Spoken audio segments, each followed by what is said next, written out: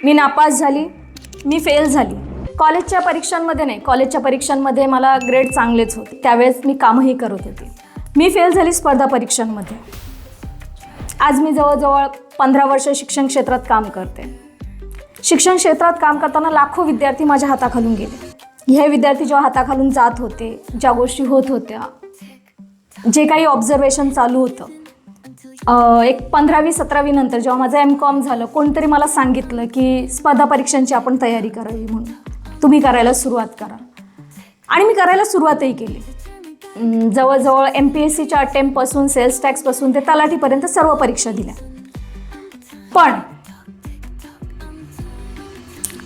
Qualify मात्र Maharashtra set examination, Maharashtra शिक्षक पात्रता आणि UGC नेट एक्झामिनेशन ह्या 2 परीक्षा मी क्वालिफाय झाली. बाकी सर्व नापास झाली. महत्त्वाचं हे आहे, कारण मला कुठे ना कुठे असं वाटतं की ह्या जेव्हा परीक्षा मी फेल होत होती, त्यावेळेस वरच्याला किंवा देवाला ही इच्छा असेल का मी शिक्षक बनावं, त्यामुळे ह्या परीक्षा मी पास झाली. महत्त्वाचं म्हणजे ही परीक्षा मी एकदा नाही, 2दा नाही, 3दा नाही, 4दा फेल झाली आणि 5व्यांदा पास झाली. महाराष्ट्र सेट एक्झामिनेशन म्हणा किंवा UGC नेट एक्झामिनेशन म्हणा, ह्या दोन्ही शिक्षकी पेशाच्या परीक्षा आहेत. पण ह्या जेव्हा परीक्षा मी फेल होत होती, तेव्हा दुःख हे होत होतं की फेल होत होती. का होत होती याचं कारण मला त्याच कालावधीत कळलं, कारण एकाच वेळेस मी वेगवेगळ्या 3 ठिकाणी कामं करत होती. त्यामुळे स्पर्धा परीक्षेला जी मला द्यायची गरज आहे, जे महत्त्वाच्या गोष्टी आहेत त्या मी करू शकली नाही. पण जेव्हा पास झाली आणि कुठतरी मागे वळून पाहिलं, पास झाली तेव्हा खूप जास्त खुश झाली नाही, कारण एवढ्या वेळा फेल झाली होती की पास होण्याची खुशी होती, पण ती इतकी जास्त नव्हती जेवढी असायला पाहिजे होती. आणि कुठतरी मागे वळून बघितलं की सिंहावलोकन केले की नक्की काय केलं, कुठे चुकलो आपण, काय कारणं आहेत का आपण ह्या गोष्टी चुकल्या. तर मला असं वैयक्तिक वाटतं की माझी पहिली चूक ही होती, कमी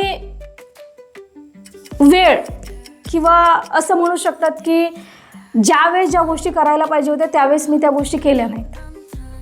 जसं सुरुवातीपासून जेव्हा कोणतरी सांगितलं की अरे हे करायचं आहे, ठीक आहे, आपण काही गोष्टींचा विचार करून मागे हटलो, आपण त्या गोष्टी केल्या नाहीत. पण वयाचं बंधन आलं, ज्याच्यामध्ये महत्त्वाची गोष्ट ही आहे की जेव्हा मी वय हा शब्द वापरते त्यावेळेस 10वी 12वी हे सगळ्यात मोठे निर्णयाची स्थानं असतात, जेव्हा आपल्याला निर्णय घेणं महत्त्वाचं असतं की आपण नक्की काय करावं, काय नाही करू. ह्या कालावधीमध्ये आपली मुलं 10वी तर होऊ दे, 12वी तर होऊ दे, हा विचार करत असतात. मी म्हणेल की लाखांमध्ये एखादी 2-4 मुलं भेटतील का ज्यांचं क्लिअर आहे की त्यांना नक्की काय करायचं आहे. म्हणून मला असं वाटतं की वय ही सगळ्यात मोठी चूक आहे की वेळेत आपण निर्णय घेतले पाहिजेत. आपण पहिल्या चुकीबद्दल बोलू, जी वय आहे. आता दुसरी महत्त्वाची चूक ही आहे, आपल्या मराठी भाषेत एक म्हण आहे, तहान लागली की विहीर खोदायला निघायची. स्पर्धा परीक्षांचं किंवा नॉर्मल परीक्षांचं पण आपलं तेच आहे. उद्या परीक्षा आहे तर आज साध्या परीक्षांमध्ये जसं आपण 10वी 12वीचे करतो, आपण महिनाभर तयारी करतो. पण जेव्हा आपण स्पर्धा परीक्षांची गोष्ट म्हणतो त्यावेळेस तुम्ही कुठलीही गोष्ट पटकन करू शकत नाही. जसं एक साधं एक्झाम्पल घेऊया. आता तलाठीच्या जागांची अनाऊन्समेंट झालेली, अजून एक्झाम डेट अनाऊन्स झालेली नाही आहे ह्या गोष्टीची. पण आपण कधी हा विचार केलात का की तलाठीची परीक्षा मागच्या वर्षीच गव्हर्नमेंटने अनाऊन्स केली होती. मग ज्यांना खरंच तलाठी व्हायची इच्छा असेल किंवा गव्हर्नमेंट सर्व्हिस किंवा कुठल्याही प्रकारची स्पर्धा परीक्षांमध्ये सक्सेस घ्यायची इच्छा असेल, ह्या लोकांनी तेव्हापासून त्याचा का नाही तयारी केली जेव्हा त्या गोष्टीची अनाऊन्समेंट झाली. आपण वेळेवरच का गोष्टी करायला शिकतो. तुमच्यासारखे आमच्यासारखे हजारो लोक ह्या स्पर्धा परीक्षांची तयारी करत आहेत. पुणे, मुंबई, नागपूर ह्या वेगवेगळ्या ठिकाणी लाखो विद्यार्थी स्पर्धा परीक्षांची तयारी करत आहेत. मी जर साध्या भाषेत बोलली तर MPSCची जी A ग्रेड एक्झामिनेशन आहे त्याची तयारी करण्यासाठी जवळजवळ दर वर्षाला 1,75,000 फॉर्म भरले जातात. त्याच्यामध्ये सिलेक्शन किती लोकांचे होतात? 400 आणि 500. मग जो हायर लेवलच्या परीक्षांचा विचार करतोय तो तलाठी तर कधीही सुटणारच आहे. मग तुम्ही जर 2 महिन्यापूर्वी जर परीक्षेच्या अभ्यासाला लागता तर तुमचे सुटायचे. मी असं म्हणत नाही की तुम्ही करू शकणार नाहीत, मी हे म्हणते की तुम्ही सुरुवातीपासूनच तयारी केली तर कुठेतरी तुम्हाला त्या गोष्टीचा उपयोग होईल.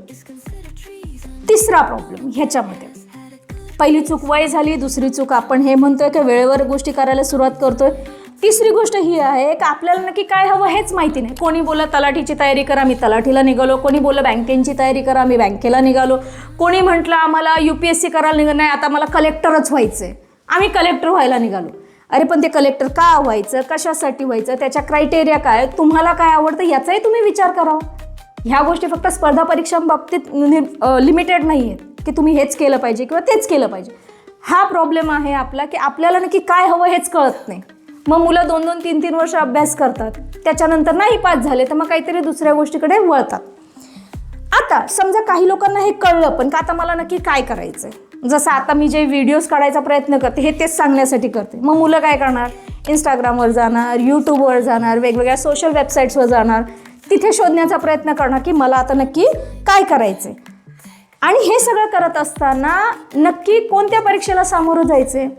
जसं मी तलाठीचं जर म्हणायला गेले तर तलाठीमध्ये इंग्लिश, मराठी, रिझनिंग, तार्किक बुद्धिमत्ता आणि गणित हे 4 विषय महत्त्वाचे आहेत.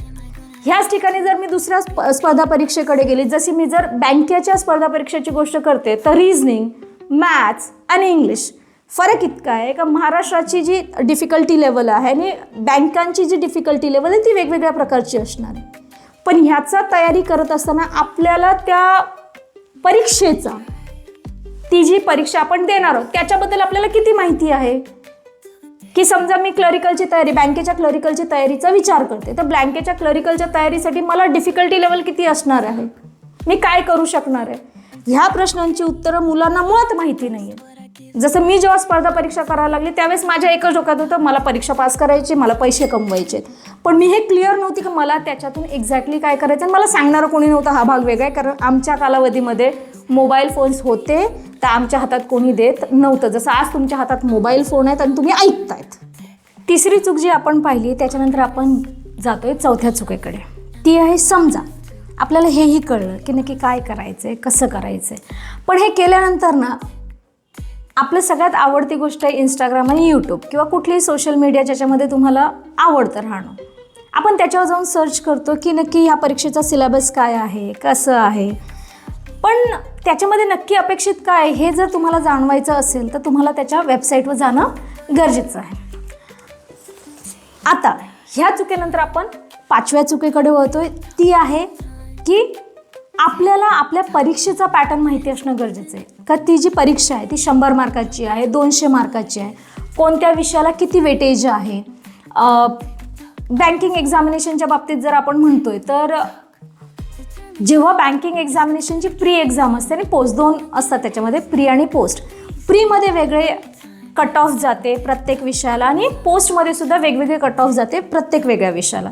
तर आपल्या ही गोष्ट लक्षात राहणं गरजेचं आहे किंवा ह्या गोष्टी पाहणं गरजेचं आहे की कोणत्या परीक्षेला आपल्याला किती मार्क पडले, किती हे झालेलं आहे, मार्क मागच्या परीक्षांमध्ये आलेले आहेत. जसं